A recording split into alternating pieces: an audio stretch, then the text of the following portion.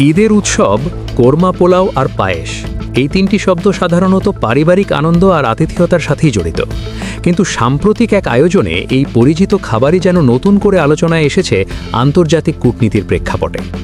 বাংলাদেশ জামায়াতে ইসলামীর আমির ডাক্তার শফিকুর রহমান ঈদ উপলক্ষে বিদেশি কূটনীতিকদের নিয়ে যে ঘরোয়া আয়োজন করেছেন, তা রাজনৈতিক অঙ্গনে বেশ আলোচনা তৈরি করেছে। সাধারণভাবে রাজনৈতিক নেতা ও বিদেশি কূটনীতিকদের বৈঠক বলতে আমরা বুঝি আনুষ্ঠানিক পরিবেশ, ফরমাল পোশাক, নির্দিষ্ট প্রোটোকল, সীমিত কথাবার্তা। কিন্তু এই আয়োজনটি ছিল তার সম্পূর্ণ ব্যতিক্রম। কোনো 5 তারকা হোটেল বা কঠোর আনুষ্ঠানিকতা নয়, বরং ঘরোয়া পরিবেশে দেশীয় খাবারের মাধ্যমে অতিথিদের আপ্যায়ন করা হয়। এতে উপস্থিত কূটনীতিকরা অনেকটাই স্বাচ্ছন্দ্য বোধ করেন এবং পুরো পরিবেশটি হয়ে ওঠে প্রাণবন্ত। এই আয়োজনের অন্যতম গুরুত্বপূর্ণ দিক ছিল কালিনারি ডিপ্লোম্যাসি বা খাবারের মাধ্যমে সম্পর্ক গড়ে তোলা। আন্তর্জাতিক সম্পর্কের ক্ষেত্রে এটি একটি পরিচিত ধারণা, যেখানে একটি দেশের সংস্কৃতি ও ঐতিহ্য খাবারের মাধ্যমে তুলে ধরা হয়। এখানে বিদেশি অতিথিদের সামনে পরিবেশন করা হয় বাঙালির ঐতিহ্যবাহী খাবার: ভুনা পোলাও, মাংসের কোরমা, বিরিয়ানি, পায়েস ও ফিরনি। এসব খাবারের স্বাদ এবং পরিবেশনা অনেক অতিথির কাছেই নতুন অভিজ্ঞতা ছিল।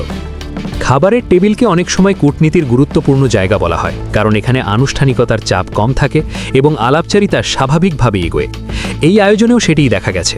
খাবারের পাশাপাশি অতিথিরা বাংলাদেশের সংস্কৃতি, ঐতিহ্য এবং সামাজিক জীবন নিয়ে আলোচনা করেছেন। কেউ কেউ নিজেদের দেশের উৎসবের অভিজ্ঞতার সাথে তুলনা করে কথোপকথনকে আরও প্রাণবন্ত করেছেন।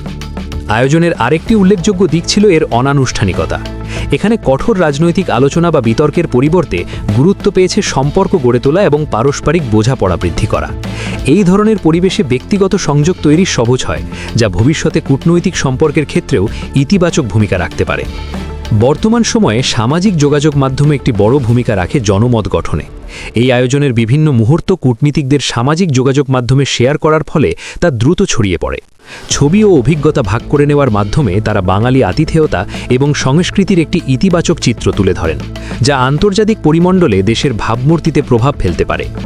বিশ্লেষকদের মতে এই ধরনের উদ্যোগকে সফট পাওয়ার ব্যবহারের একটি উদাহরণ হিসেবে দেখা যেতে পারে। সফট পাওয়ার বলতে বোঝায় এমন প্রভাব যা সংস্কৃতি, মূল্যবোধ ও আচরণের মাধ্যমে তৈরি হয়।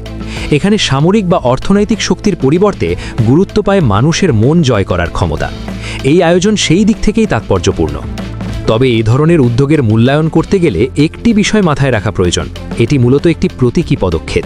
এটি সরাসরি কোনো নীতিগত পরিবর্তন বা কূটনৈতিক চুক্তির বিকল্প নয়, কিন্তু এটি একটি ইতিবাচক পরিবেশ তৈরি করতে পারে, যা ভবিষ্যতে যোগাযোগ ও সহযোগিতাকে সহজ করে। একই সাথে এটি দেশের রাজনৈতিক সংস্কৃতিতেও একটি ভিন্ন দৃষ্টান্ত স্থাপন করে, যেখানে প্রতিযোগিতা বা সমালোচনার বাইরে গিয়ে আন্তরিকতা ও সংস্কৃতির মাধ্যমে সম্পর্ক গড়ার চেষ্টা দেখা যায়। এমন উদ্যোগ অন্য রাজনৈতিক দলগুলোকেও ভিন্নভাবে ভাবতে উৎসাহিত করতে পারে। সব মিলিয়ে দেখা গেছে, ঈদের এই আয়োজনটি দেখিয়েছে যে কূটনীতি শুধু আনুষ্ঠানিক বৈঠক বা কঠোর আলোচনার মধ্যেই সীমাবদ্ধ নয়। কখনো কখনো একটি সাধারণ ডাইনিং টেবিল, কিছু ঐতিহ্যবাহী খাবার আর আন্তরিক আলাপচারিতাই বড় ভূমিকা রাখতে পারে সম্পর্ক উন্নয়নে। কোরমা পোলাও আর পায়েসের মাধ্যমে গড়ে ওঠা এই যোগাযোগ তাই কেবল একটি আয়োজন নয়, বরং একটি ভিন্নধর্মী কূটনৈতিক প্রচেষ্টার উদাহরণ হিসেবেই বিবেচিত হচ্ছে।